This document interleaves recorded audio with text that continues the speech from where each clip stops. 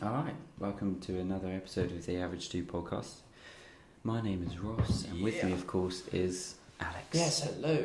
How are you doing? I'm not too bad. How are you? Yeah, I'm alright. A bit warm. It is a bit warm. Alright. There's not really been too much in the news lately. No, it's not. For anything to do with film. There were two things. One thing you brought up, one thing I wanted to talk about, because there's been a new trailer for the new Hellboy movie.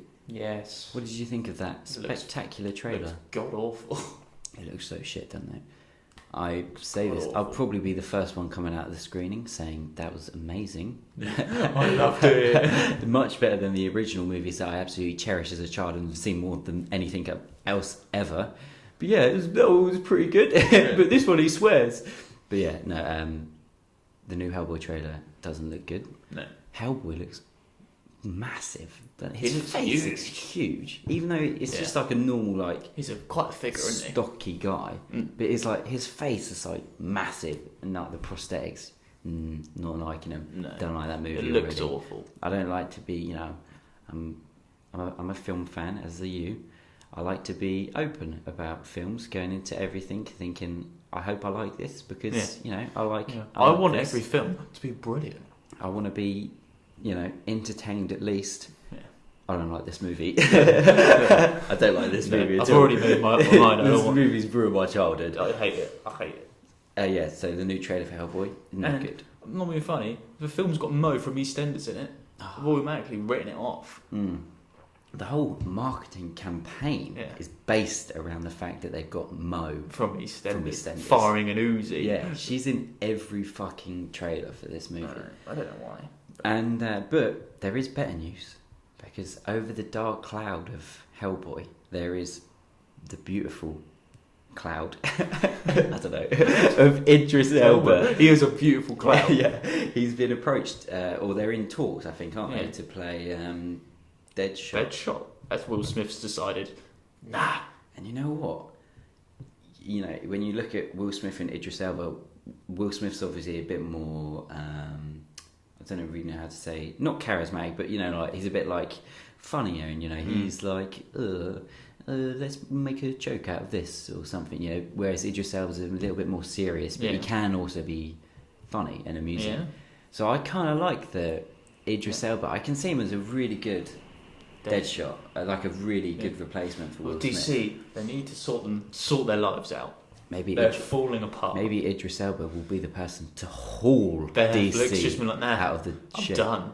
Yeah, everyone's bailing. But if they bring, I didn't really give a shit about the first two. They got James Gunn. They got James Gunn in. They're starting to convince me. Yeah. They got James Gunn. I thought, all right, fine. Aquaman was great. Yeah. Wonder Woman was great. I'm slowly turning my head round to this movie, and then the final thing was, DC are currently in talks to Idris Elba about playing Deadshot, and I was like, okay, I'm off. My head's on. I'm gonna have to go over I'm there. a full pivot now. I'm looking at this movie. we're here at the Marvel house party. Yeah. Down the road's DC's.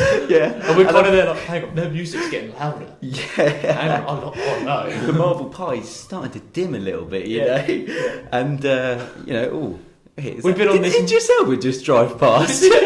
Has he got the wrong house? Because Idris Elba was in the Marvel movie. Yeah, I forgot about that. Yeah, Idris, where are you going? Yeah, Idris was at he was at the Marvel house party, and he thought, nah, that's where I want to be. He was walking out the door, and someone said, "Idris, where you going, mate? What are you doing?" He said, I've been in the past 10 years. Someone down the road just gave me a call. They wanted to talk about something at DC, and we're like, oh, can we come? And then everyone followed.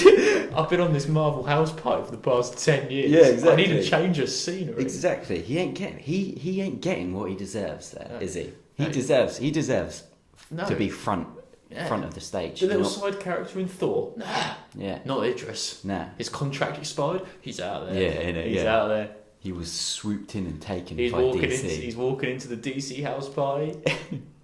Ready. Popping bottles. Yeah.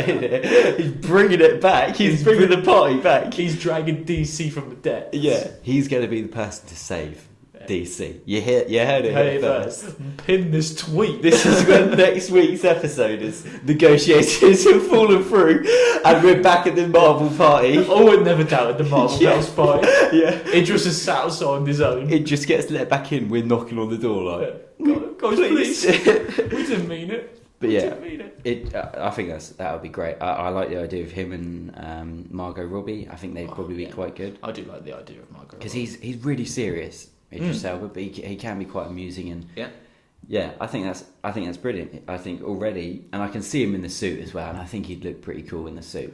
Yeah, and of course, the most important part is he has a pretty cool goatee.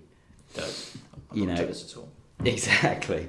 Yeah, that's pretty much all. Yeah, we want to get the DC house party started. Exactly. We want to get it Idris going. Elba's going to be the one to lighten it up. He's gonna put in the aux cord. He's gonna be ready. He's gonna be ready. Anyway, so we'll talk about the movies that we saw this week. We went to see Cold Pursuit, and we also saw the Aftermath. Because I keep saying Aftermath. Because that's how it looks when you write it, though. No, I know. American. Aftermath. What do you want to talk about first? Talk about Cold Pursuit first. Yeah, okay. What was the story of Cold Pursuit? We have Liam Neeson, the snowplow driver. Of course. His son gets messed up in some dodgy deals. Exactly. Gets popped. I believe that's what they say in the movie. I'm trying to be gangster. He got popped. Killed. Liam Neeson's like, nah, not having that. Goes on a killing spree. Yeah, basically, he starts killing people. Yeah. If you need this movie summed up is you look at the last 5 years of Liam Neeson's career and you just think this film is nothing different. It just has a few title cards in between all the deaths. That's it. That's the only change, really, isn't it? Yeah, basically, Liam Neeson revenge film. What did you think of this movie? I thought for a Liam Neeson revenge film, it was okay. It's not awful. No, it was funny in places. No. This is... No. Yeah, it is. It's relatively amusing. It's probably one of the more amusing films than his other shit. I thought, but then again, it's just your standard Liam Neeson revenge film. Very standard Liam Neeson very revenge standard, film. Very predictable. Action's not great. No. Oh, he's just sawn the barrel off this gun. Yeah. That's the only difference. That's the only difference between this and the last film we did, you know. But I thought it wasn't horrendous. No. It was certainly... It wasn't horrendous. It was terrible. You know, it was kind of predictable. I found it interesting that... Alright, so Liam Neeson plays Nels Coxman. Yes. Laura Dern, shout out. I'd like to give a big shout out to Laura Dern. She's been incredible. She's in a great movie with Nicolas Cage called Wild at Heart. If you haven't seen that, go see that. Okay. Their son Carl gets killed. But Tom Bateman, he plays the Viking, you know, like the main drug dealer. I thought he was really good. He was. I have not seen him in everything, except I've seen him in Snatched and Murder on the Orient Express, but I don't remember him. I couldn't place him. So I thought he was really good in this. He was really good as a villain. And I liked it. Typical drug dealer. Yeah, and I liked that they went down the route of sons, because obviously Liam's son gets killed, and the Viking, played by Tom Bateman, but we'll call him the Viking now, he has a son with Aya, played by Julia Jones, who's great in Twilight 4. And she's in something else, but I can't remember it now. But can we just... You saw Twilight 4. I saw one of them. I've seen a couple of them.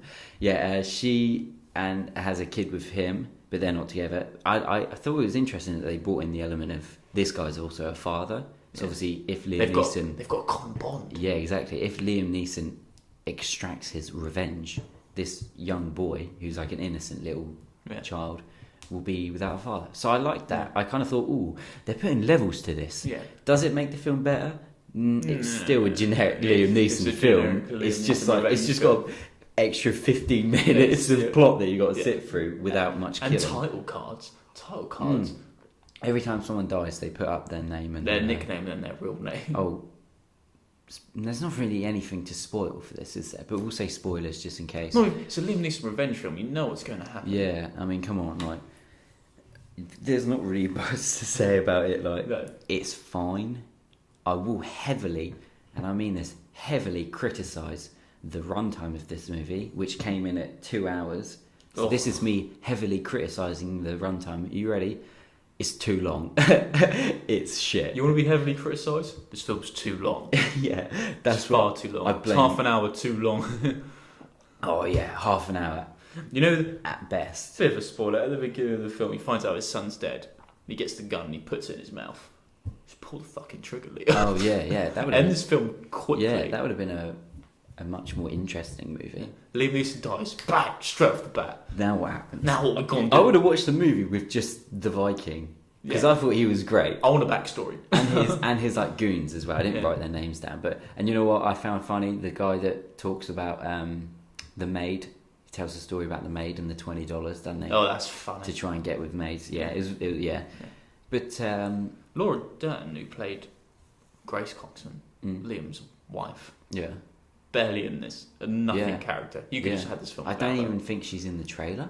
That's why when I saw her, I thought, I like her from. She's in it like all of 10 minutes. Yeah, because then she leaves them. Yeah, she leaves. I was about to say, she's gonna come back. Yeah, never goes back. Also, every shot of them driving into Denver, I think it was, wasn't it, was such awful CGI as well. It looked dreadful. So I was watching. It was the same shot over. And yeah, over. Yeah, just driving there again. and backwards. Yeah. Also, I didn't really like that he walks into places, kills someone, makes a mess. Nothing's ever said about it. I was thinking about it, I was just like, well, he's made a complete mess of that. The wedding. Are you on about the wedding shot? Yeah, there's just blood all over the place. And he's like, and even the first one, when he kills the first guy, he's just dragging him through a car park. And I'm like, well, there's bound to be CCTV footage. Yeah, but nothing. That's fine. Yeah. But then again, you're thinking too much into a Liam Neeson movie. So, what can you do? Yeah, that's pretty much what you can really say. Yeah, if you want a fun time, maybe choose this movie.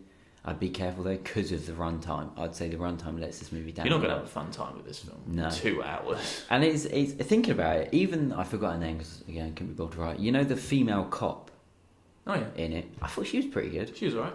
Yeah, turns out to be quite an important character. Yeah, so literally all the supporting characters were fine. Like, were the most interesting part because Liam Neeson shooting someone, Liam Neeson getting mildly suspicious that someone might have a gun on them is not entertaining. I've seen it too many times. Exactly, but like going through IMDb on the trivia, it does say Liam Neeson stated this is going to be his final action movie role. Oh, okay, that might be for the best. Even though he's got fucking Men in Black coming out in a couple months. Is he in Men in Black?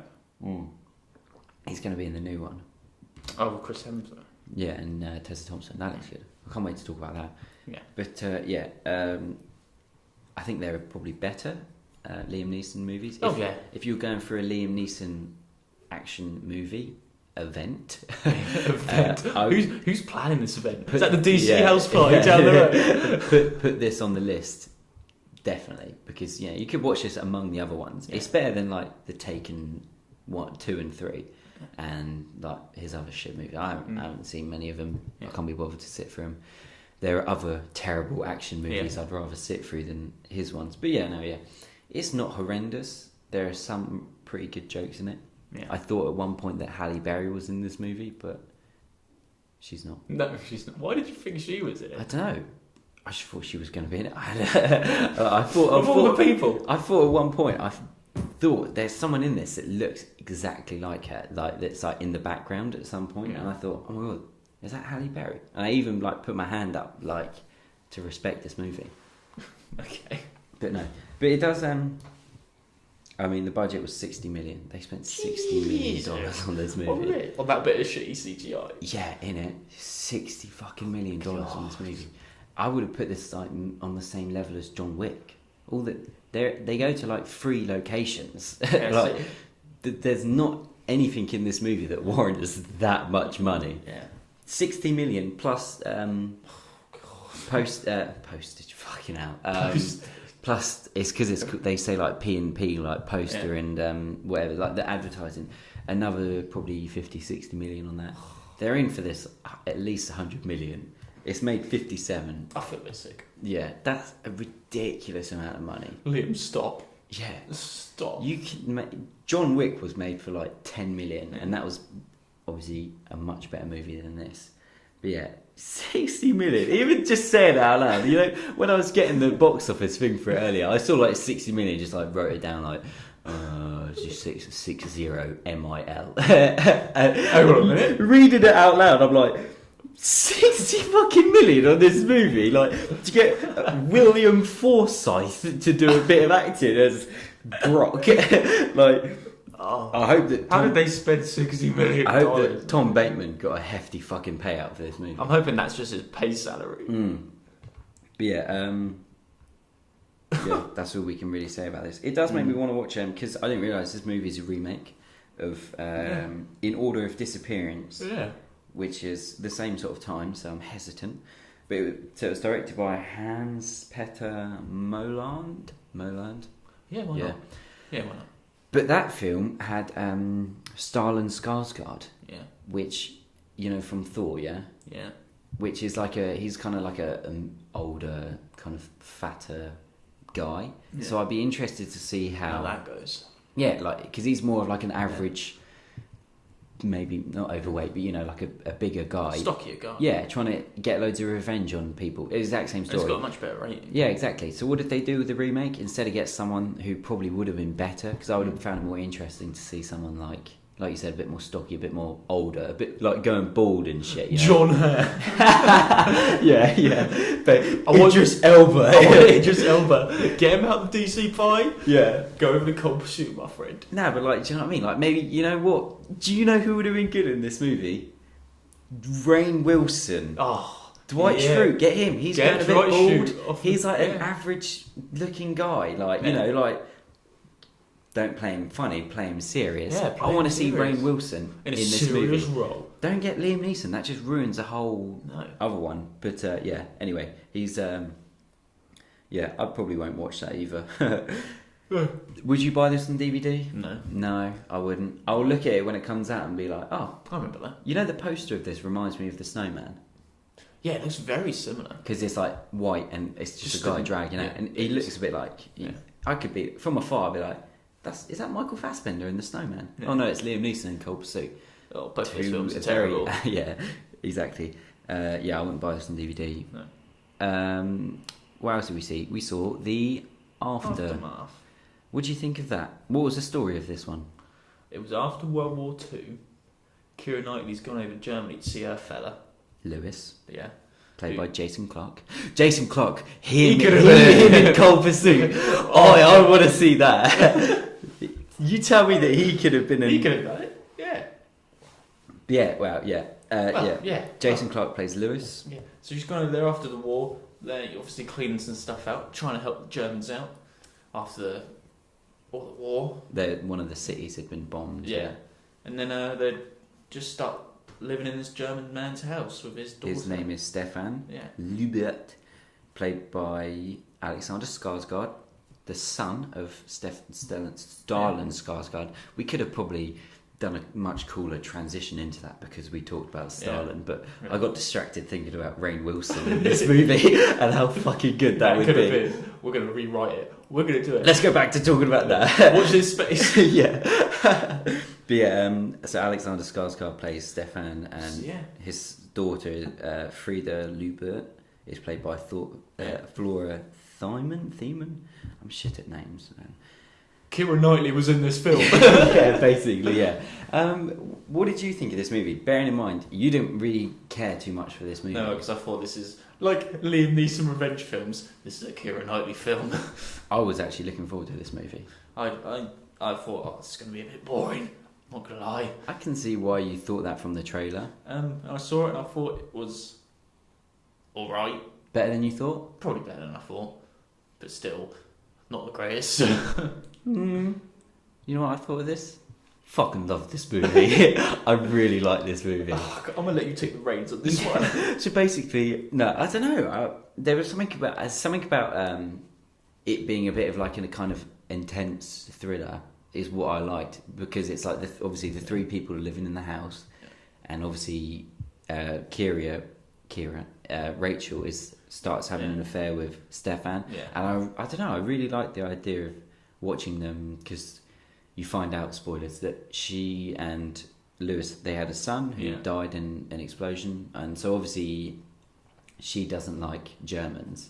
She kind of blames them for the death of her child. So obviously there's that tension. And that's what I really like. I like movies with a bit of tension, but only between a few characters. It does. And you've got to admit, it does have some tension between them when they when they first meet and they don't really talk because she doesn't like it. And you feel that kind of the feeling. A lot of tension when they Yeah. first kiss, and then you see the Yeah, headlights. exactly. Oh. And then they start the affair, and I kind of liked it. And I was watching this movie with the amazing Alexander Skarsgård, who I didn't like as much before this movie, and now I think, oh man, I love Alexander Skarsgård. Yeah, I just really liked the idea of being the kind of tension between those three characters in this movie, and seeing how it goes. And I really liked it. I thought it was pretty good. I thought Keira Knightley, she's great in most movies.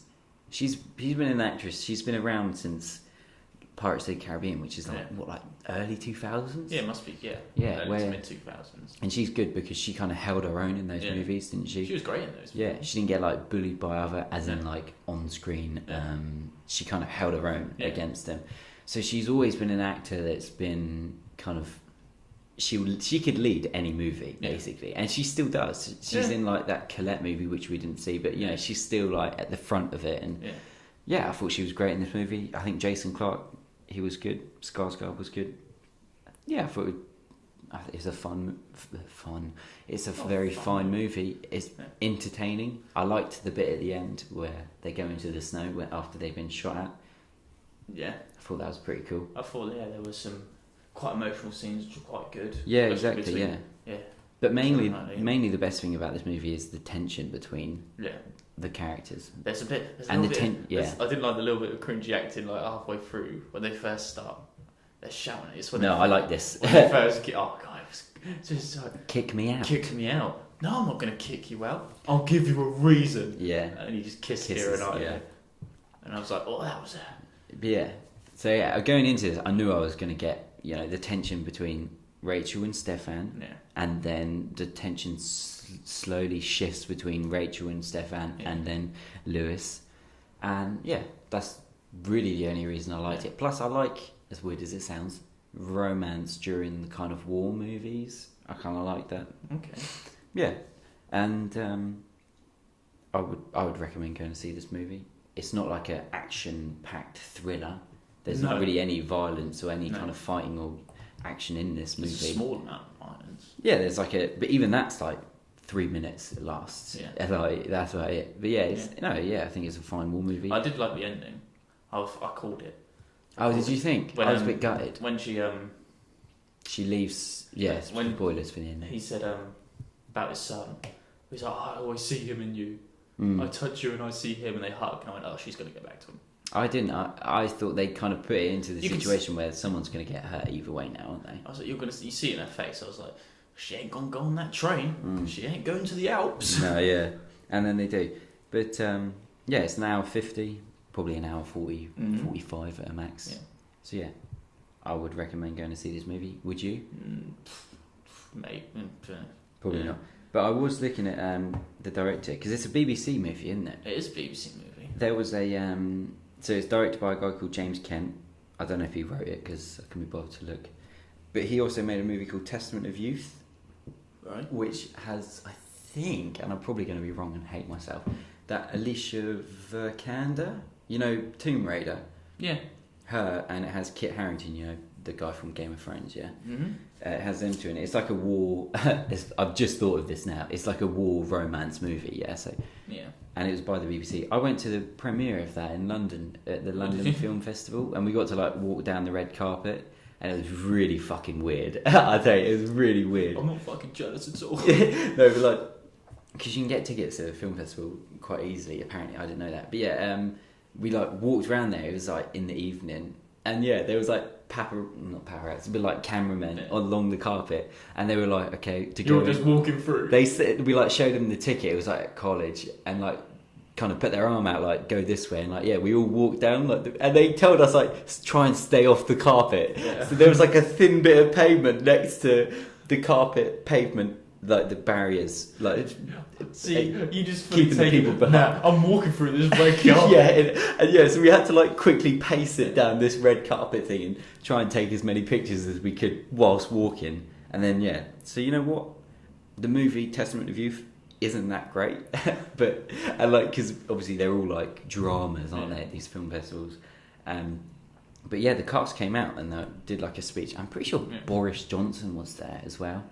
Yeah, and I was sat 30 rows back, Yeah. and then the film starts. So I was thinking, I've made a mistake. This What is am I here? not going to be fun. And so James Kent, I'll have a remember special you. place. Shout out James Kent. Exactly, and he also did a show called 11/22/63 with James Franco, where he goes back in time to try and stop the assassination of JFK. Yeah. Which is a good series. But of course, with series, I never finished it. No. So it's Never probably a finished good film. So yeah, James Kent, good filmmaker. This is a nice addition to his filmography. Yeah, The Aftermath is good. Would you buy it on DVD? No, I would not. I don't really want to see this film again. I'd buy it on my iPad so I could watch it on a plane. That's what I would do with this movie. And when I go through my Alexander Skarsgård phase, It's going to be right at the top of the pile. I'm currently just on the edge of doing, as I've just bought The Legend of Tarzan, which I have not yet watched all the way through, as I said. Yeah, watch this space, because Skarsgård, he's going to be in it. I can't wait for him to be in a Marvel movie. He's going to get there. He's going to come over to the Marvel party. Yeah, he will. He's going to be there. He's not been in any. He hasn't really been in loads, really, has he? But no, he's good. But yeah, anyway, Aftermath, good movie. You didn't like it. No, it's not a good movie. Fuck you. I will fight you over there. I'll fight you over Skarsgård. I just like his name, Skarsgård. I'm not even cool as Alexander, but Skarsgård's cooler. It's a good name. Anyway, I think that about wraps us up. Yeah, I think so. Thank you for listening. I'm not really too sure what we're going to see next.